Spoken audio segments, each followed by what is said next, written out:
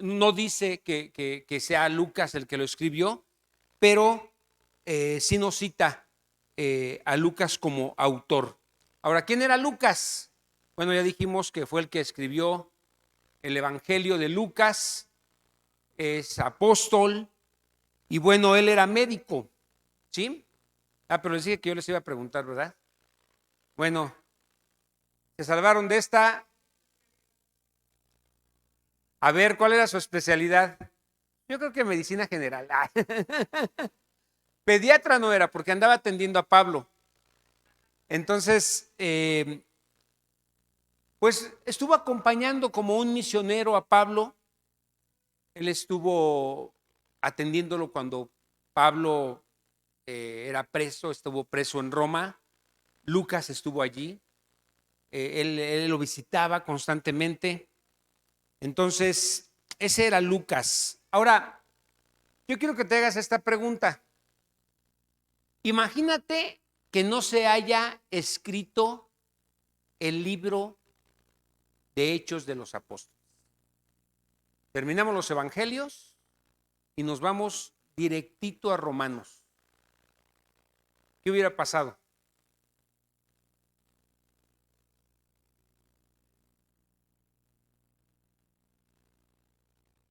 ¿Cómo se extendió el evangelio? Ahí como que hubiéramos dicho, a ver, ya están hablando de judíos cristianos, ¿no? Para empezar. O estamos hablando ya de gente que no era judía y que ya es creyente. Y eso así hubiera sido como, ¿qué pasó? Pero además, un nombre muy importante, Nao. De que vendría el Espíritu Santo. Ya no sabríamos ¿Cómo fue la llegada. estaríamos relacionados con el Espíritu Santo, verdad? Esa promesa, porque así vamos a empezar el día de hoy. Los primeros 5 versículos nos hablan de la promesa del Espíritu Santo. Entonces se hubiera quedado así como que, ¿y qué pasó? O sea, ¿cómo se dio? De repente ya veo que ya todos están bien ungidos con el Espíritu Santo y en qué momento se repartieron los dones o qué, ¿no? Pero también, ¿saben qué? Pablo, ¿no? A Pablo lo conocemos aquí en Hechos. Bien lo conocimos en Hechos. Entonces, de repente te pasas a Romanos y escuchas el nombre de Pablo, si te hubieras así como, ¿y ese quién es? ¿Y a este quién lo invitó? Ok, ándele, sí. Dice el pastor Chucho, pasa como cuando estás viendo una película, te quedas dormido, abres los ojos y dices, caray, ya empezó otra o qué, ¿no? No, estaba mejor el ejemplo de Chucho, hermano. Dice Carito, deja la película, una predicación. Y también puede llegar a suceder. Bueno, ¿por qué se llama este libro Hechos de los Apóstoles?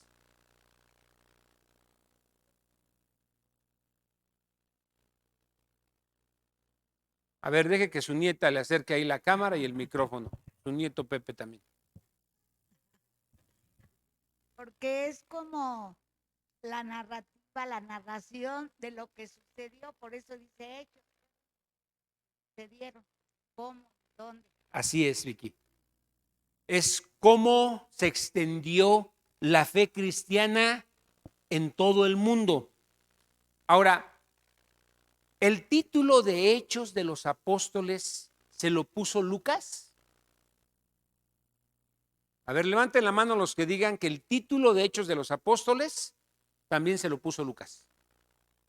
Mírenlos. Entonces, ¿quién se lo puso? Los que no levantaron, no, nadie levantó la mano. ¿Quién le puso el título? ¿Quién? ¿Tú? ¿A Dios? ¿En qué momento? El título se puso en el siglo II y más que nada se le puso para identificar lo que los apóstoles hicieron, pero el título pues no forma parte del texto bíblico. Ok,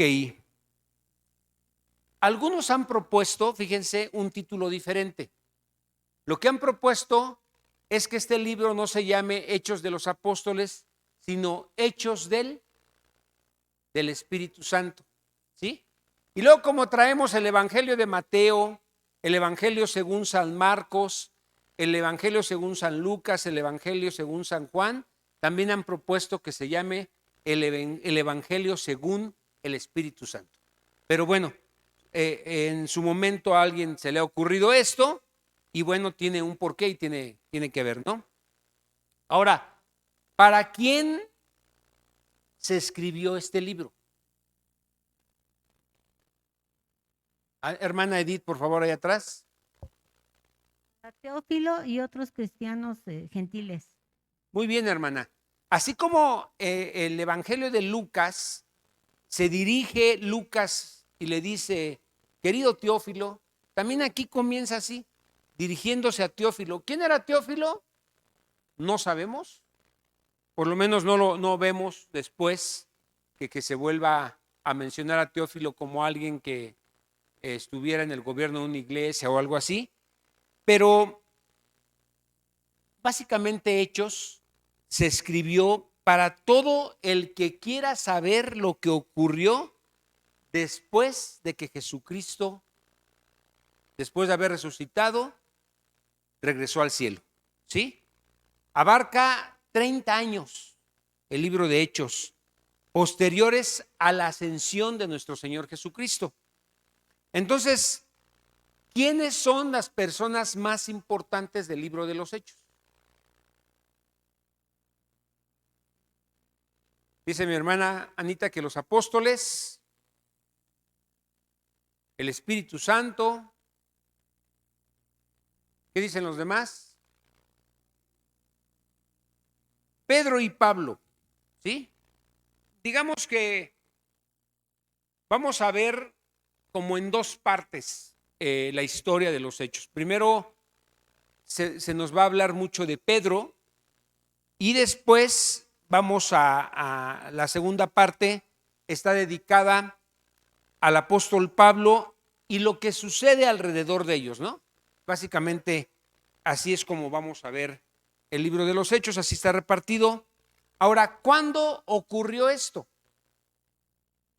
Todo lo que se narra y todo lo que se describe, ¿cuándo ocurrió? Sí, hermana Edith. ¿Del año 61 y 63 después de Cristo?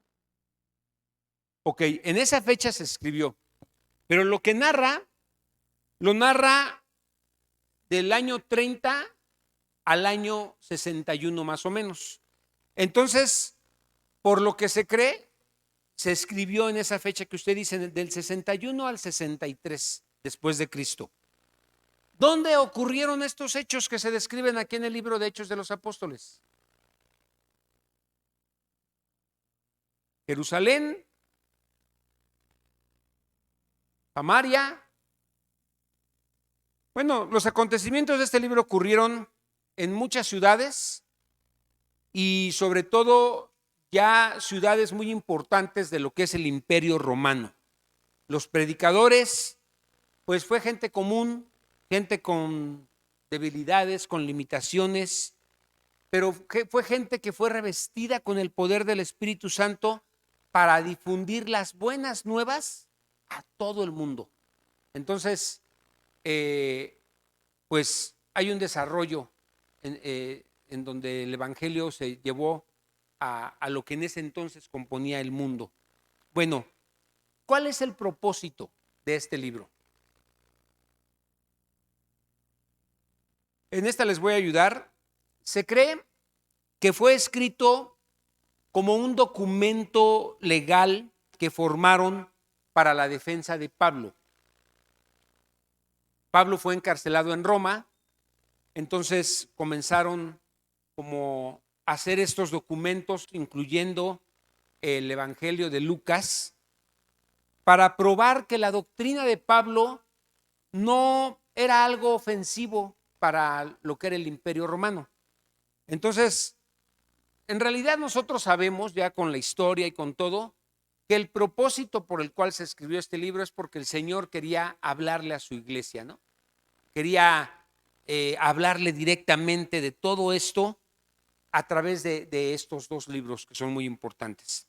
Y bueno, por último, el libro de Hechos de los Apóstoles, de los libros del Nuevo Testamento, es el único libro como que no tiene un final. Queda como inconcluso, como que no se entiende muy bien cómo termina.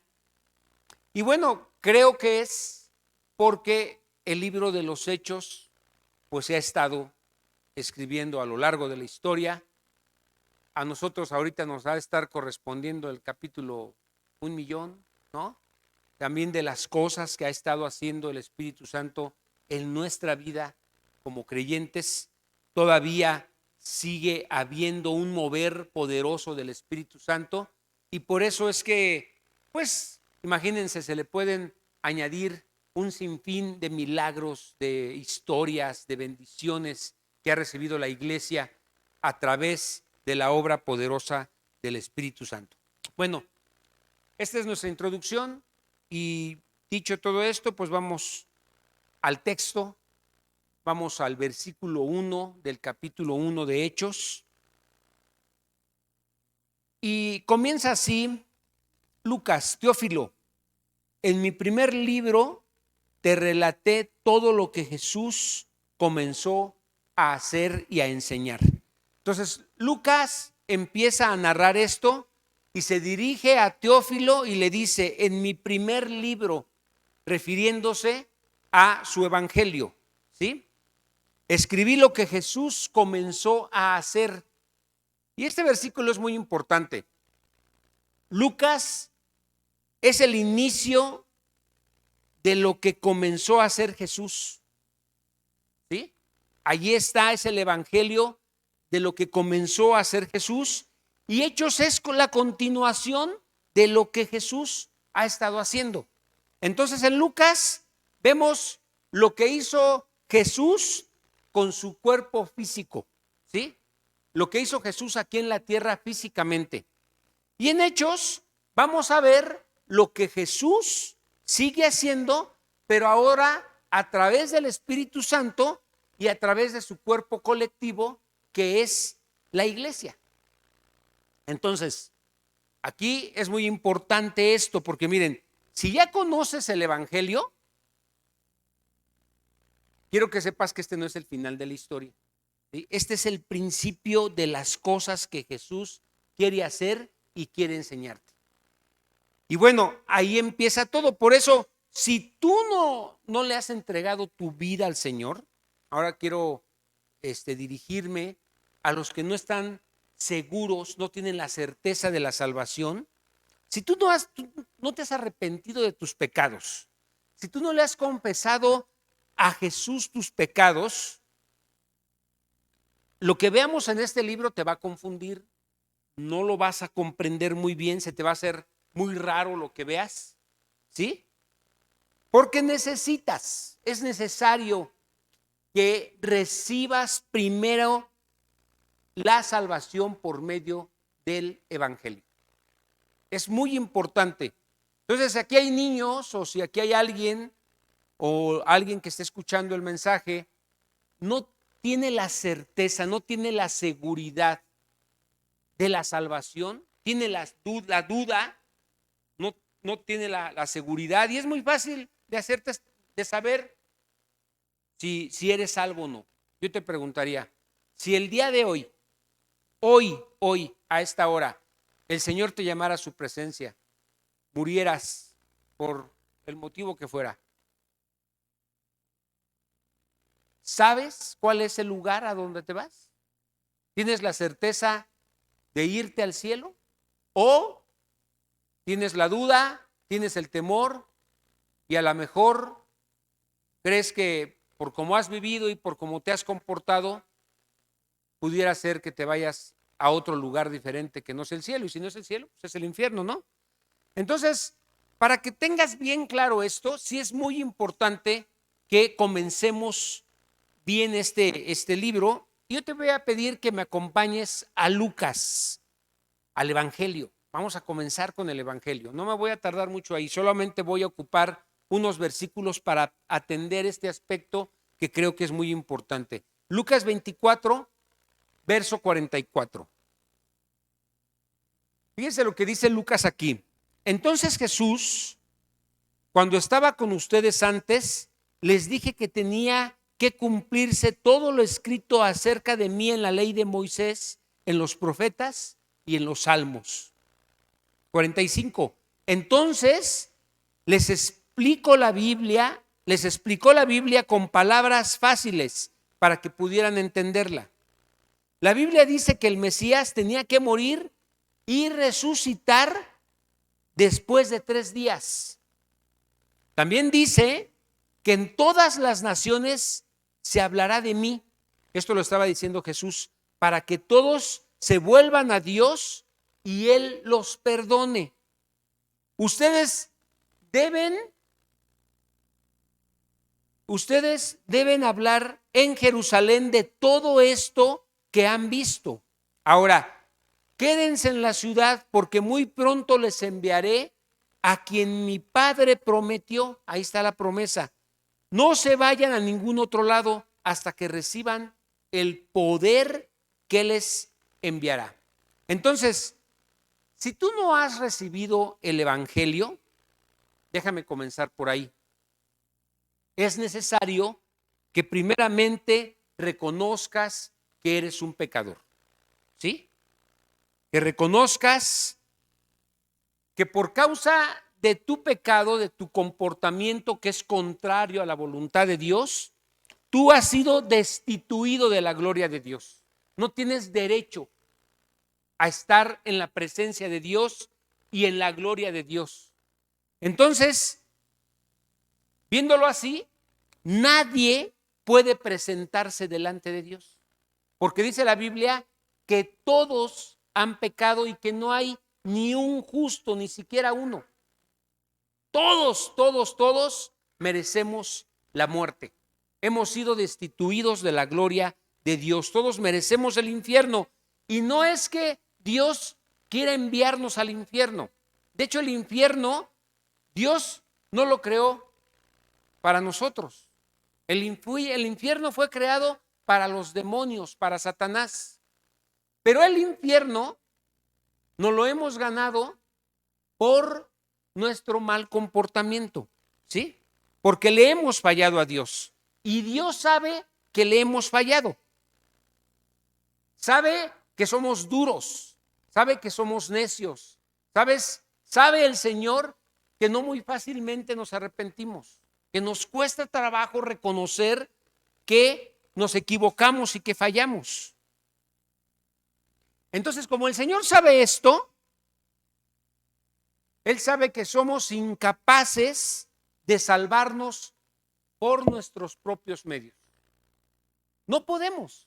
El hombre no puede obtener la salvación por sí mismo. Como el Señor sabe esto, Él toma nuestro lugar.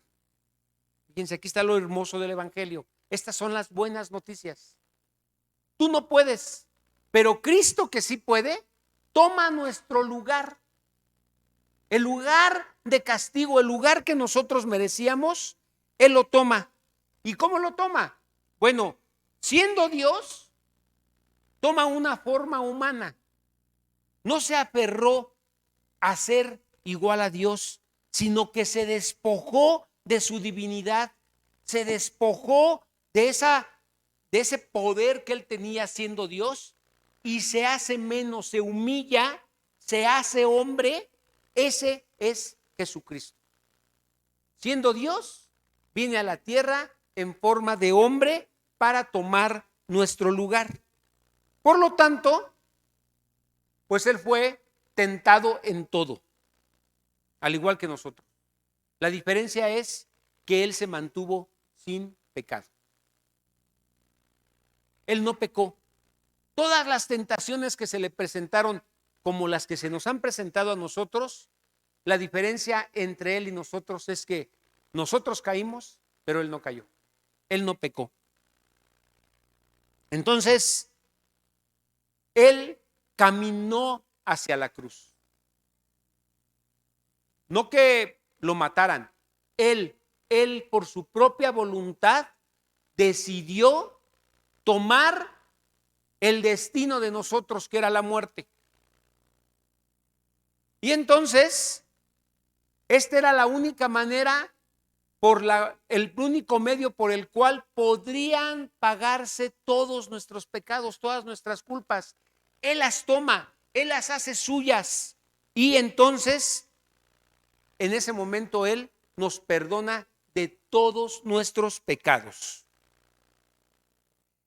Ahora, si el día de hoy tú te arrepientes, si el día de hoy tú reconoces y confiesas tus pecados y en tu corazón crees que Dios levantó a Jesucristo de los muertos, si con tu boca confiesas que Jesucristo es el Señor y Salvador, entonces eres salvo. Es un asunto de fe. Es un asunto de fe. Entonces Dios te concede vida eterna por medio de su gracia. Te da vida eterna gratuitamente. No te pide ningún otro requisito. Solamente que creas que Jesucristo es el Señor y que la obra de Él en la cruz es suficiente para perdón de tus pecados. Dios te regala la salvación y la certeza de ir al cielo después de esta vida. ¿Sí? Todos estamos en ese caminar, con esa certeza, con esa seguridad. ¿Todos? Ok. Bueno, ahora, si nunca le has entregado tu vida a Cristo, es necesario, para que ese vacío que hay en el corazón del hombre, que no se puede llenar con nada, sea tomado, sea ocupado por Cristo, y de esa forma Él va a gobernar nuestra vida. Entonces, esto es importante porque si no recibes la salvación, no puedes recibir el Espíritu Santo. Y vamos a hablar de la promesa del Espíritu Santo. Entonces, ¿qué necesito? Pues primeramente creer, primeramente tener la certeza, tener la seguridad de que Jesucristo ya me dio la salvación, ya pagó por mis pecados, ya me limpió de toda maldad. Una vez que tengo esa certeza, esa seguridad, entonces, hasta entonces, es que puedo recibir de parte de Dios esa promesa que le hizo al que crea. Al que crea, ¿de acuerdo? Una persona que no cree no puede experimentar la santidad. Una persona que no cree, que se resiste a creer en la obra de Cristo, no puede moverse con el poder del Espíritu Santo. Simplemente no lo va a experimentar. Vean lo delicado del asunto. Vean lo importante del asunto. Por eso es necesario que primeramente estemos bien seguros, bien confiados de que la obra de Cristo me alcanzó y es suficiente para saber que yo soy completamente salvo. ¿Salvo de qué? Del castigo del infierno. Y que ya soy salvo porque Él me lavó, Él me limpió de mis pecados. Entonces, si tú ya le entregaste tu vida a Cristo, puedes comenzar a vivir y a experimentar todo lo que vamos a comenzar a ver en este estudio. Entonces, es muy importante que si hoy el Señor toca tu corazón, al escuchar esto, te dirijas a Él, ores, le hable, abre tu boca y exprésale y dile: Señor, yo no sabía que tú puedes darme esa salvación si te la pido. Dámela, ven a mi vida, entra a mi corazón. Creo que tú eres el Señor, creo que tú eres Dios. Y con tus propias palabras invítalo a que venga dentro de ti. Y entonces puede ser bautizado con el Espíritu Santo. Entonces ahora sí, continuemos en el verso 2. Dice: hasta el día que fue llevado al cielo, después de haberles dado a sus apóstoles escogidos instrucciones adicionales por medio del Espíritu Santo. Ahora, estas instrucciones, ¿a quién dice que se las dio? A los apóstoles. ¿Y los apóstoles a quién se las dieron? Las fueron transmitiendo y nosotros hemos recibido también esas instrucciones de los apóstoles. Entonces, todavía en la actualidad hay personas que dudan de la resurrección de Jesús.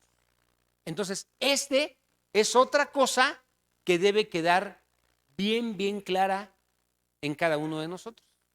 La certeza, la verdad de la resurrección de nuestro Señor Jesucristo. Dice aquí que Él se le apareció a sus discípulos en muchas ocasiones luego de su resurrección, probando que estaba vivo. Versículo 3 dice, durante los 40 días posteriores de su crucifixión, Cristo se apareció varias veces a los apóstoles y les demostró con muchas pruebas convincentes que Él realmente estaba vivo y les habló del reino de Dios. Cristo mismo se presentó con ellos y ¿saben qué? Están registrados nombres de los que lo vieron, lugares donde estuvo, el número de personas que fueron testigos de este hecho. ¿Por qué está todo esto registrado así? Precisamente para demostrar a los que no creen, a los que refutan, a los que dicen que no es cierto, que es un invento. Lo que está diciendo Lucas es que Jesús se les apareció vivo, físicamente, literalmente vivo, llegó a estar presente con ellos.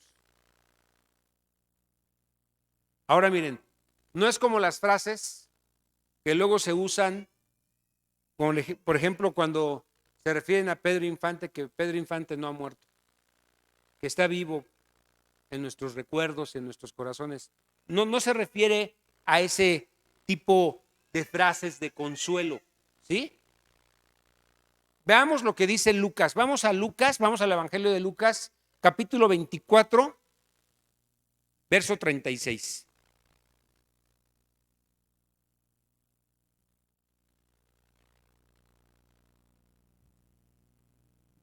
Dice, y justo mientras contaban la historia, estaban los apóstoles ahí reunidos, de pronto Jesús mismo apareció de pie en medio de ellos. No dice que llegó y les tocó y les avisó que ya estaba ahí. De pronto apareció en medio de ellos, ¿sí? Y les dijo, la paz sea con ustedes. O sea, les dijo, hola, ¿cómo están? Era la forma de saludarse. Pero todos quedaron asustados y temerosos. Pensaban que estaban viendo a un fantasma. A veces nos asustamos con menos, ¿no? De repente abres una puerta y sale la escoba y ¡ay! Te asustas. Solo imagínense que se les apareció de pronto Jesús allí en medio cuando estaban todos. ¿Por qué están asustados? Les dice Jesús. ¿Por qué tienen el corazón lleno de dudas? Miren mis manos, les dijo. Miren mis pies. ¿Pueden ver que de veras soy yo? Tóquenme. Asegúrense de que no soy un fantasma. Soy real. Y Tomás, que era el que más dudas tenía, tocó la herida de Jesús. Tocó su mano. Metió su mano en el costado porque solamente así él quiso creer. Y entonces estos hombres no se hubieran arriesgado, ¿sí? No hubieran arriesgado su vida por algo que fuera un fraude, por algo que no fuera real.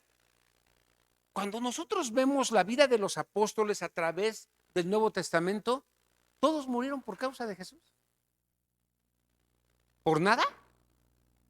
No, tenían la certeza, tenían la confianza, la seguridad de que Jesucristo había resucitado y había estado vivo entre ellos y que sigue vivo, ¿sí? Y entonces sabían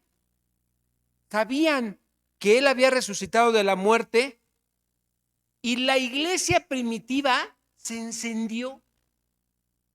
Vemos el relato de los mensajes, de las buenas nuevas que ellos llevaban, y la iglesia estaba encendida, estaba ardiendo de gozo por las cosas que estaban proclamando, por las noticias que ellos les estaban llevando, porque empezaron a ver que era una realidad. Vamos ahora a Primera de Corintios, capítulo 15. Vamos a ver los versículos del 3 al 8. Dice, yo les transmití, aquí está hablando Pablo a los corintios y les está diciendo, yo les transmití a ustedes lo más importante y lo que se me había transmitido a mí también. Cristo murió por nuestros pecados tal como lo dicen las Escrituras, o sea, tal como lo dice Lucas, tal como lo estamos viendo en Hechos de los Apóstoles. Fue enterrado y al tercer día fue levantado de los muertos, tal como dicen las Escrituras. Lo vio Pedro, y vean, aquí empieza a mencionar nombres.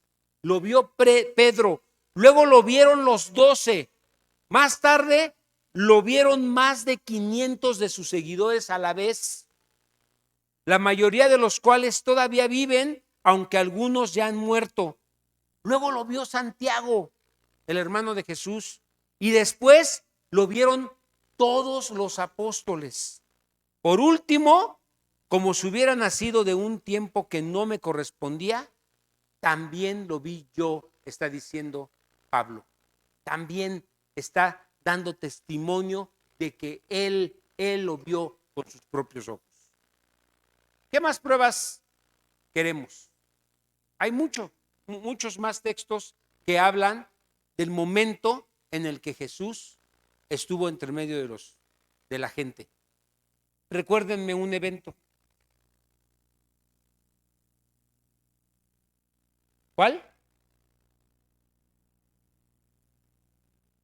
Cuando iban camino a Emaús, iban los apóstoles, iban ahí tristes por lo que había pasado, habían visto cómo Jesús había sido colgado en la cruz, lo habían sepultado, venían derrotados, venían así, y de repente se acerca alguien con ellos y les dice, ¿qué tienen? Le dicen, bueno, pues ¿qué? ¿No eres de aquí o qué? Pues no supiste, es una noticia que todo el mundo sabe. ¿Qué pasó? No, pues y empiezan a platicarle de lo que había sucedido con Jesús. Y mientras estaban hablando con él, llegó el momento que lo invitaron y le dijeron, quédate, vamos a partir el pan. Y entonces Jesús comenzó a partir el pan y su corazón dice que comenzó como a saltar, a arder de emoción, porque ya habían vivido ese momento con Jesús. Y entonces se dan cuenta que era Jesús. Jesús se va. Otra vez se va. Y entonces ellos se quedan así emocionados y dicen, con razón nuestro corazón saltaba de alegría, porque era Jesús el que estaba en medio de nosotros. Y ahí están los nombres. Y ahí está, que dice que era camino Emaús. ¿Sí? Versículo 4 dice, una vez más, mientras comía con ellos, les ordenó, no se vayan de Jerusalén hasta que el Padre les envíe el regalo que les prometió, tal como se los dijo antes. Entonces, estamos hablando que es una promesa que les hizo el Padre que les iba a dar. ¿Hasta aquí alguien tiene alguna pregunta, algún comentario? Levante su mano. ¿Vamos bien? Continuamos. Dice, fíjense bien, si Jesús hubiera permanecido en la tierra, hermanos, pues su presencia física habría sido muy limitada. Realmente, aún la difusión del evangelio, pues no hubiera sido lo mismo que con el Espíritu Santo. Porque físicamente, pues, sobre todo en ese tiempo que no había transportes, no había tren, no había avión, no había autobuses, pues desplazarse de un lugar a otro, como lo vemos con Pablo, era complicado, era tardado, era lento, ¿sí?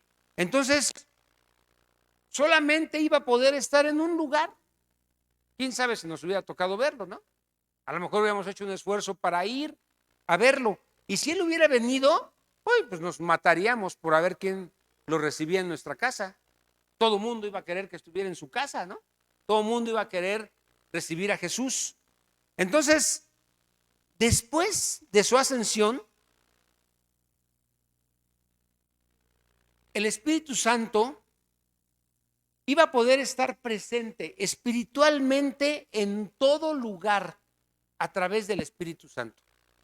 Ya no es un asunto en donde físicamente podría estar, espiritualmente puede estar en todos y en todos los lugares.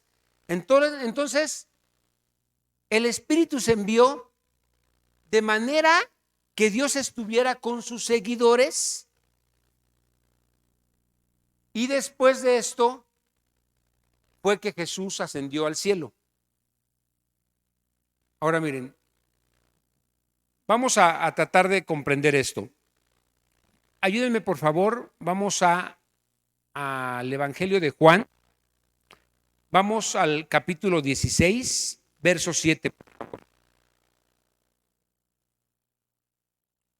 Seguramente esta noticia a los apóstoles les cayó como bomba, porque fíjense lo que les dice el Señor. Pero en realidad es mejor para ustedes que me vaya.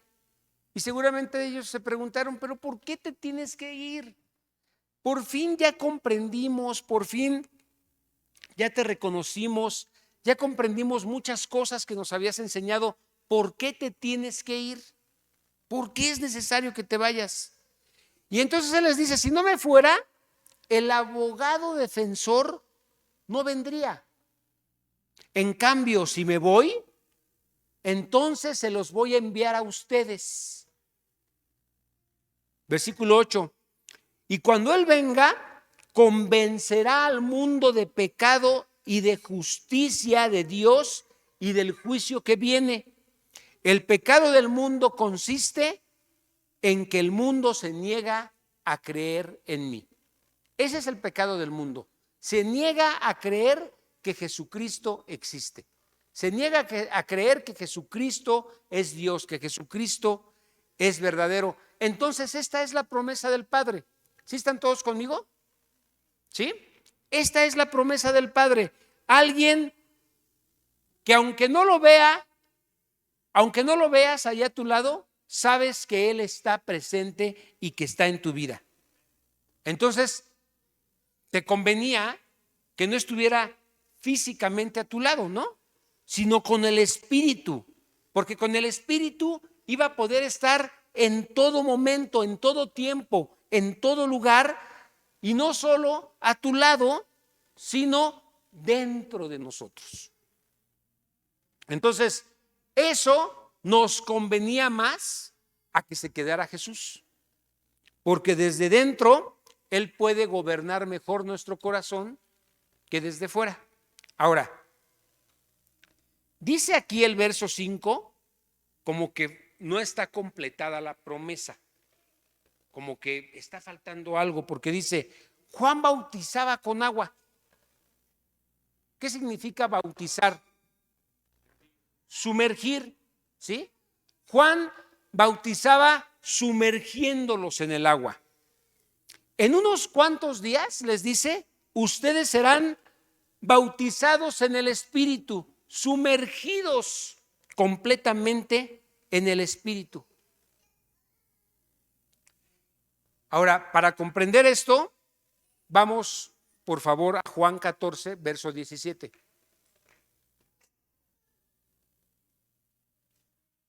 Fíjense lo que dice aquí. El Espíritu de verdad, al cual el mundo no puede recibir, por cuanto están en pecado, no han creído en Jesús, porque no le ve ni le conoce, pero ustedes sí le conocen, porque mora en ustedes, mora con ustedes y está en ustedes. Fíjense, aquí dice que mora en ustedes y está con ustedes. Entonces aquí Jesús está hablando de dos cosas que tienen los discípulos antes de que Jesús, esto fue antes de que Jesucristo fuera a la cruz, ¿sí? Esto es importante. Antes de que Jesucristo fuera a la cruz, dice que el Espíritu Santo estaba entre ellos y estaba en ellos. Ahora, ¿cómo es la primera? El Espíritu Santo mora con ustedes. En griego, literalmente, quiere decir que está a un lado. ¿Sí? ¿Por qué está a un lado? ¿Por qué ahí el Espíritu Santo está a un lado de los discípulos? Pero sobre todo porque dijimos que para poder recibir al Espíritu Santo necesitamos recibir el perdón de Dios. Entonces la obra de Jesucristo en la cruz todavía no se llevaba a cabo, ¿sí? Esa es la razón por la que el Espíritu Santo está a un lado. Y miren, por mucho tiempo, antes de que nosotros nos rindiéramos a Cristo, el Espíritu Santo estuvo actuando a un lado, ¿sí? Y de alguna manera te hacía sentir o te decía cuando hacías algo que no era correcto y te decía, no está bien lo que estás haciendo. Eso ofende a Dios.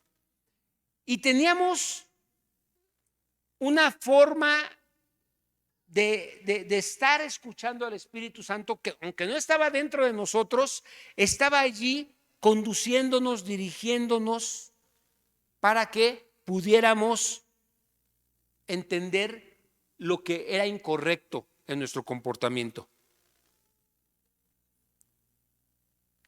Ahora, aquí estamos hablando que el Espíritu Santo está al lado. Y así estuvo. Pero en la segunda parte dice, aquí en Juan 14, 17, dice que estará con ustedes y estará en ustedes. Ahora, la palabra en ya significa dentro. Dentro, originalmente ya quiere decir dentro de.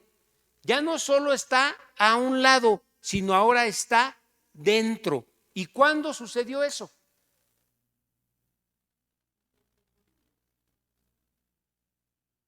Sucede cuando ya nuestros pecados son perdonados en la cruz, ¿sí? Por eso los quiero remitir a ese hecho importante. Cuando el Señor dice, ¿consumado es qué? En ese momento, mis pecados pasan a la cuenta de Jesús. Déjenme ponerlo así. Todas mis faltas, mis transgresiones, todo lo malo que pudiera estar en mí, en el momento que nuestro Señor Jesucristo dice, consumado es, y en el momento que yo creo en Jesucristo, esos pecados se quitan de mi cuenta. Y es como si hubiera una deuda y ahora se pasan a la cuenta de Jesús. Y la justicia de Cristo se pasa a mi cuenta, ¿sí? Y entonces soy justificado. En ese momento que Él murió en la cruz y que dijo, consumado es, hecho está, en ese momento todos nuestros pecados fueron limpiados y justificados. Y esto es solamente por fe, ¿eh? Solamente por creer. Ahora,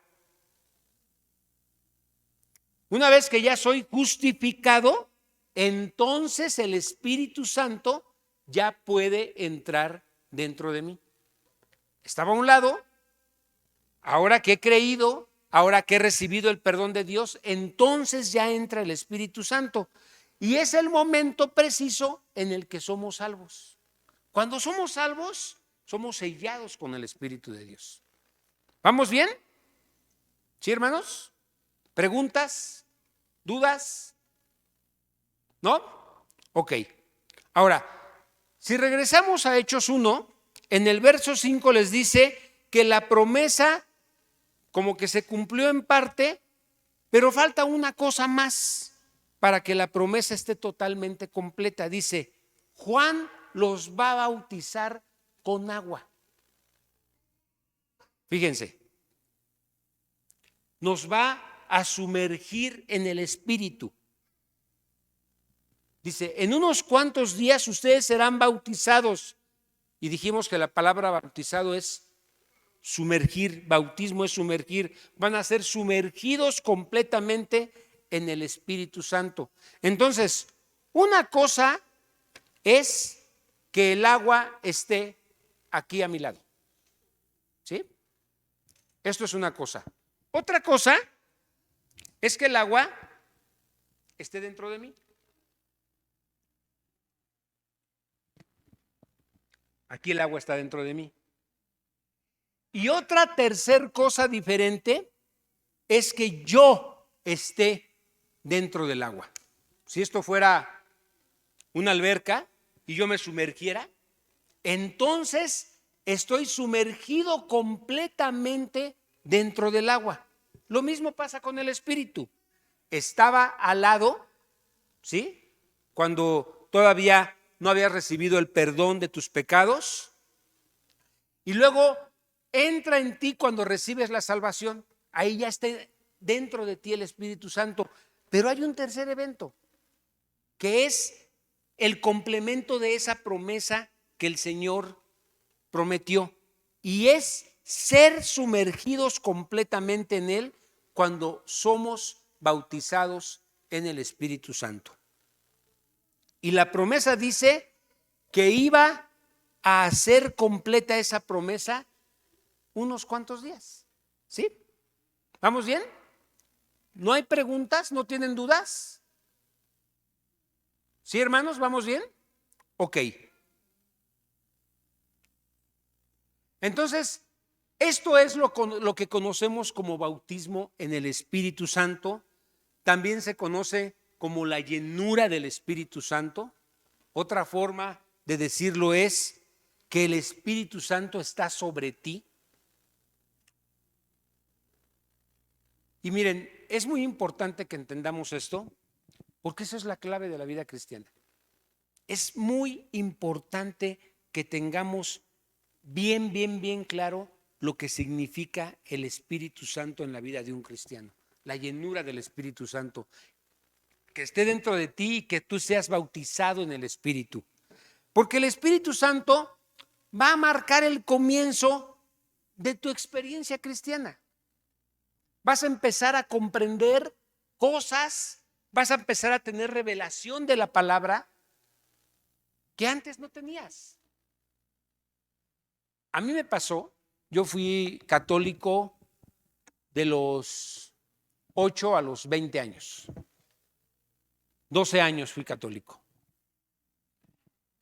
Ya consciente, ¿no? Porque pues, nací en una casa donde todos eran católicos, pero ya consciente, donde yo mismo me paré y me ofrecí para servir y para estar allí en la iglesia, fue a partir de los 9 años, no de los 8, de los 9 años hasta los 20.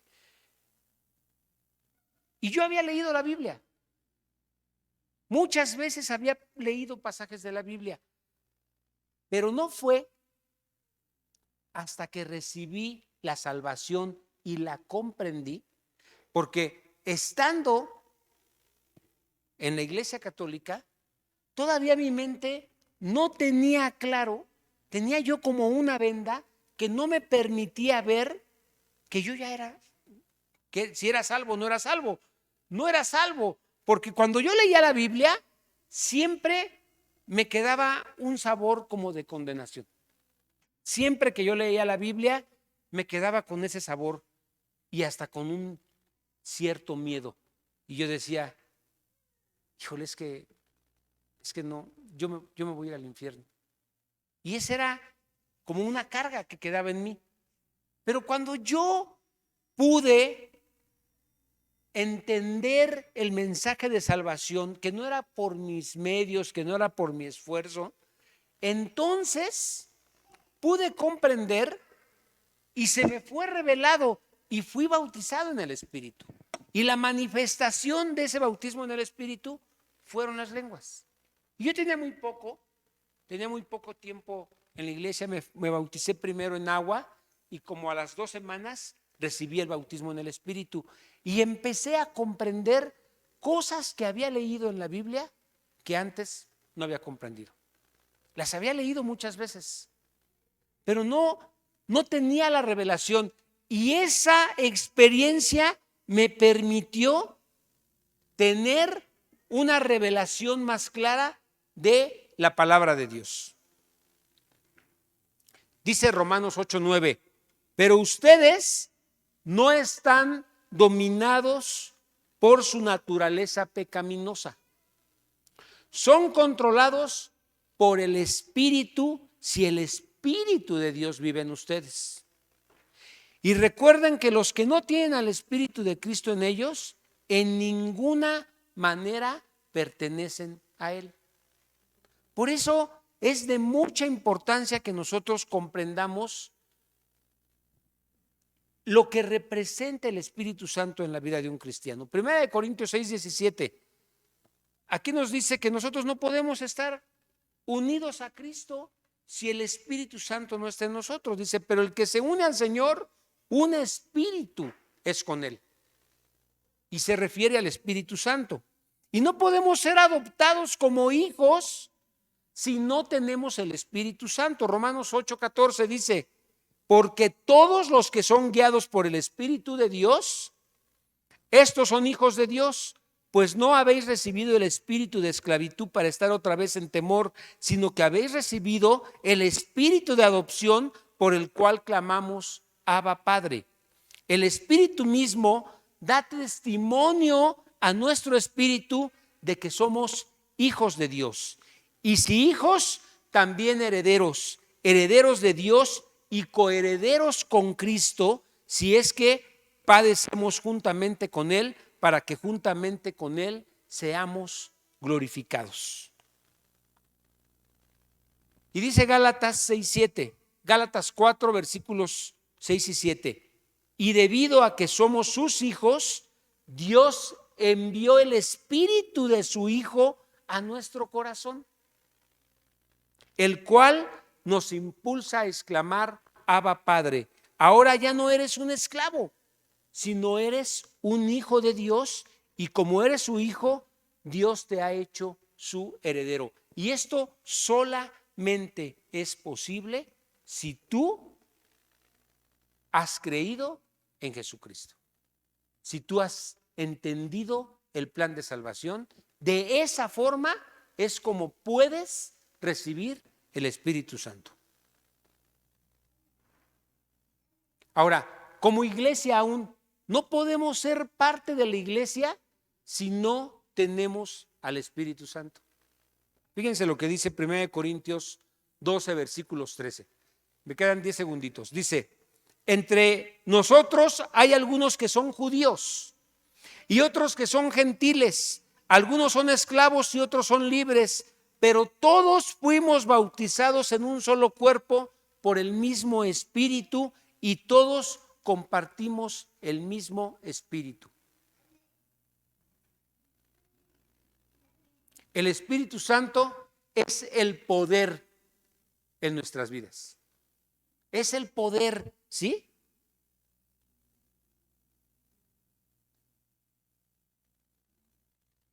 Entonces,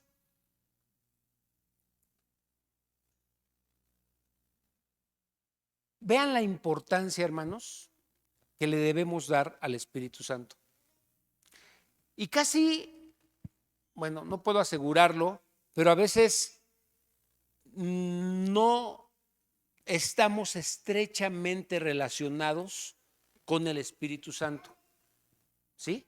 Porque nuestra relación normalmente es más dirigida al Padre o dirigida al Hijo, pero debemos pedirle constantemente ser llenos del Espíritu Santo, ser bautizados con el Espíritu Santo, para que se empiecen a manifestar ese poder de Dios en nosotros.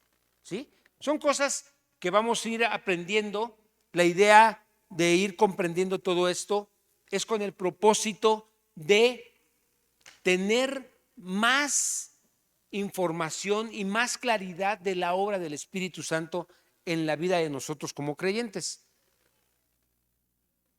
Dice Efesios 2:19.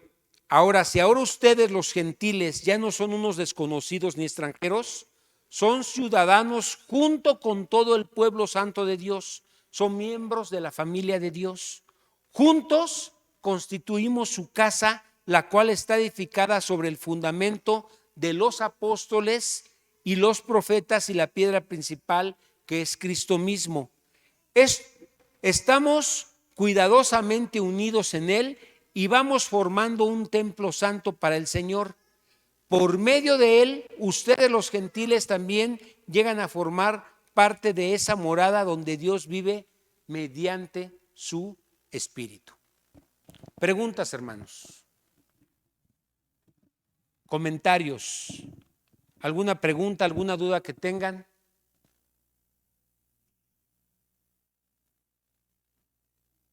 ¿Nadie? ¿Todo quedó bien claro? ¿Mande? ¿O no se entendió nada? Ya me he dicho, pues, ¿qué te pregunto si no te puedo ni formular la pregunta? Bueno, vamos a continuar con este tema la próxima semana. La próxima semana los versículos que siguen son del 6 en adelante y vamos a empezar a hablar de la ascensión. Pero era importante en estos versículos entender en qué consistía la promesa y cómo era que se iba a llevar a cabo y cómo estaba esta promesa. Y esta promesa está anunciada desde Joel 2, versículo 28. Lean Joel 2, 28. Ahí está cómo se iba a llevar a cabo esta promesa de recibir el Espíritu Santo. Entonces, dice Joel 2 que esta promesa, y ya nada más leo este versículo y nos vamos. Joel 2,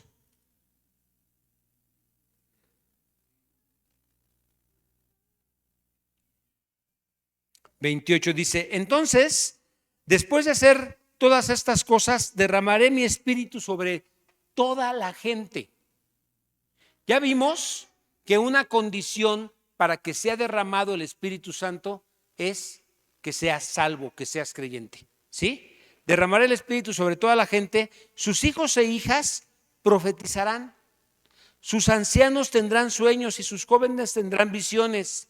En esos días derramaré mi espíritu aún sobre los sirvientes, hombres y mujeres por igual, y haré maravillas en los cielos, en la tierra sangre, fuego y columnas de humo. El sol se oscurecerá y la luna se pondrá roja como la sangre antes de que llegue el grande y terrible día del Señor.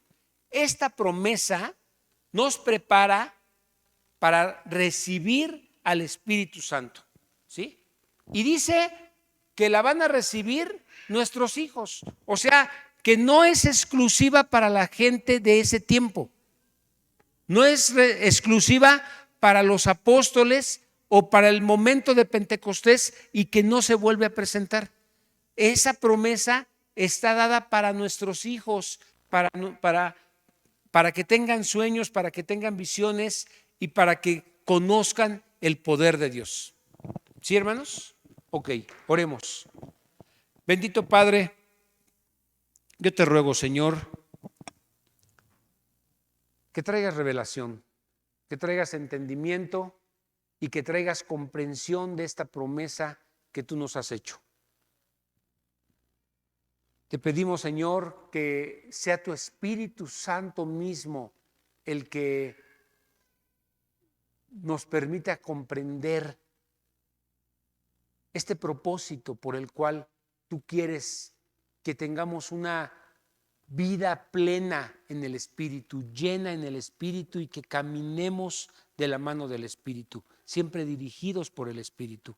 Él tomó el lugar que tenía nuestro Señor Jesucristo para acompañarnos, para estar con nosotros, para dirigirnos, para guiarnos, para enseñarnos, para revelarnos lo desconocido. Por eso te rogamos en el nombre de Jesús que nos llenes de la presencia de tu Espíritu y que ese poder de tu Santo Espíritu nos permita ser los cristianos que tal vez no hemos podido ser, Señor. Ayúdanos con tu Espíritu Santo a comprenderte, a conocerte más, a entender mejor tu palabra y a vivir como tú quieres que vivamos. Te lo pedimos en el nombre de Jesús. Amén.